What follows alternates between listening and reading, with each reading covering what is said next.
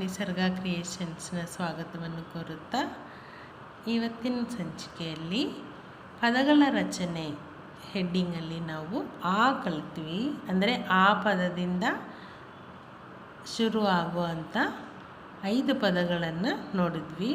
ಇವಾಗ ಆದಿಂದ ಅಂದರೆ ಆ ಸ್ವರದಿಂದ ಪ್ರಾರಂಭವಾಗುವಂಥ 5 ಪದಗಳನ್ನು ನೋಡೋಣ. ಆ ಕ ಇದು ಲಕ್ಷಾಗಿ ಬರೋವಂಥ ಶ, ಅದಕ್ಕೆ ಇದನ್ನು ಅರ್ಕ ಒತ್ತು ಅಂತ ಹೇಳ್ತೀವಿ. ಇರ್ ಅಂದರೆ ಆ, ಇಲ್ಲಿ ಆ ಇದೆ, ಆ ಕ ಇರ್, ಇದನ್ನು ಓದಿ ಆಮೇಲೆ ಇದನ್ನು ಓದಬೇಕು. ಇದು ಹೊಸದು, ಇದನ್ನು ನಾವು ಇಲ್ಲಿ ಜ್ಞಾಪಕ ಇಟ್ಟು ಕಲಿಬೇಕು. ಆ ಕ ಇದನ್ನು ಹೇಳಿ ಆಮೇಲೆ ಇದನ್ನು ಹೇಳಬೇಕು. ಆ ಕ ಇರ್ ಶ ಣೆ, ಟಟ್ಟ ಡಡ್ಡ ಅಣ ಬರುತ್ತಲ್ಲ, ಅದಕ್ಕೆ ನಾಗೆ ಏತ್ವ ಆಕರ್ಷಣೆ ಅಂತ ಆಗುತ್ತೆ. ಆ ನೆಕ್ಸ್ಟ್ ಮ ದು ಆಮದು, ವ ಸಾಕೊಂಬು ಸು, ಸೂಗೆ ತಾವತ್ತು ಕೊಡ್ತೀನಿ. ಇದೇನಾಗುತ್ತೆ ಸ್ತೂ ಅಂತ ಆಗುತ್ತೆ. ಆಮದು ವಸ್ತು ಅಂತ ಆಗುತ್ತೆ. ಇದು ವಿಜಾತಿಯ ಒತ್ತಕ್ಷರ ಆಗುತ್ತೆ. ಮ ದು ಆಮದು, ದಾಕೊಂಬುದು ಬಂತು ಗುಣಿತಾಕ್ಷರ. ವ ಅಂಜನಾಕ್ಷರ ಬರುತ್ತೆ. ನೆಕ್ಸ್ಟ್ ಸಾಕೊಂಬು ಸು, ಸೂಗೆ ತಾವತ್ತು ಕೊಟ್ಟಿದ್ದೀವಿ. ಇದು ವಿಜಾತಿಯ ಒತ್ತಕ್ಷರಗಳು ಇಲ್ಲಿ ಬಂದಿದೆ. ಅಂದರೆ ಇದು ಸ್ತೂ ಅಂತ ಹೇಳ್ತೀವಿ. ಅಂದರೆ ಸೂಗೆ ತಾವತ್ತು ಕೊಟ್ಟರೆ ಸ್ತೂ ಆಗುತ್ತೆ. ಆಮದು ವಸ್ತು ಅಂತ ಆಯಿತು.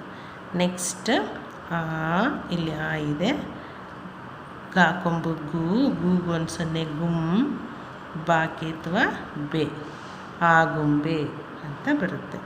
ನೆಕ್ಸ್ಟು ಆ ತಾಕೊಂಬು ತು, ರಾ ದೀರ್ಘ ರಾ, ಮತ್ತು ತಾಕೊಂಬು ತು ರಾ, ಅಂದರೆ ಆತುರಾತುರ ಅಂತ, ಆತುರಾತುರ ಅಂತ ಒಂದು ಪದ. ಅಂದರೆ ಅರ್ಜೆಂಟಾಗಿ ಅಂತ ಅರ್ಥ. ಅನಂತರ ಆ ಬರೆದಿದ್ದೀವಿ ಆಲ್ರೆಡಿ. ಮಂತ್ರನ, ಮಾಗೊಂದು ಸೊನ್ನೆ ಮನ್,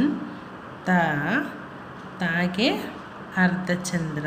ಇದನ್ನು ವಿಜಾತಿಯ ಒತ್ತಕ್ಷರಗಳಿಗೆ ಒಂದು ಉದಾಹರಣೆ. ಆಮೇಲೆ ಣ, ಟಟ್ಟ ಡಡ್ಡ ಣ ಬರೋಂಥ ಣ ಅಂದರೆ ಏನಾಗುತ್ತೆ, ಇದು ಆ ಮನ್, ಮಾಗೊಂದು ಸೊನ್ನೆ ಮನ್ ಕೊಟ್ಟಿವಿ ಅಂದರೆ ಮನ್ ಅಂತ ಹೇಳ್ತೀವಿ. ಆ ಮನ್, ತಾಗರ್ಧ ಚಂದ್ರ, ತ್ರ ಆಮಂತ್ರಣ ಅಂತ ಆಗುತ್ತೆ. ಈಗ ಅದನ್ನು ಒಂದ್ಸರಿ ಕೂಡಿಸಿ ಬರೆಯೋಣ. ಆ ಕ ಶ ಬರೆದು ಇಲ್ಲಿ ಇರ್ ಬರಿತೀವಿ. ಆಮೇಲೆ ನಾಕಿತ್ವ ನೆ, ಆಕರ್ಷಣೆ. ಆ ಕ ಇರ್ ಶ ನೆ, ಫಸ್ಟ್ ಇರ್ ಅರ್ಕಾವತ್ತು ಓದಿ ಆಮೇಲೆ ಶ ಓದಿ ಬರಿಬೇಕು. ಆಕರ್ಷಣೆ. ನೆಕ್ಸ್ಟ್ ಆಮದು, ಆಮದು ವಸ್ತು. ವ ಸಾಕೊಂಬು ಸೂಗೆ ತಾವತ್ತು, ಆಮದು ವಸ್ತು. ಆಮೇಲೆ ಆ ಗಾಕೊಂಬು ಗು, ಗೂಗೊಂದು ಸೊನ್ನೆ ಗುಮ್, ಬಾಕಿತ್ವ ಬೆ, ಆಗುಂಬೆ.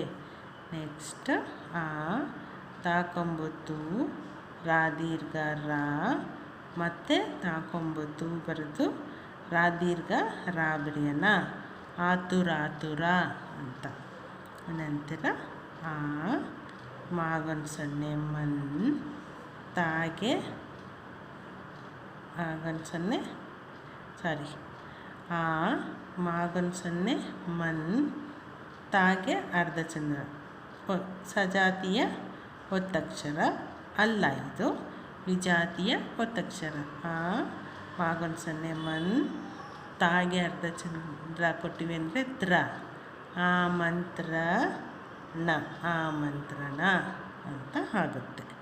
ಇದಿಷ್ಟು 5 ಪದಗಳನ್ನು ನಾವು ಆ ಸ್ವರದಿಂದ ಸ್ಟಾರ್ಟ್ ಆಗುವಂಥ ಸುಲಭವಾಗಿ ಓದುವಂತಹ ಪದಗಳನ್ನು ರಚಿಸಿದ್ದೀವಿ.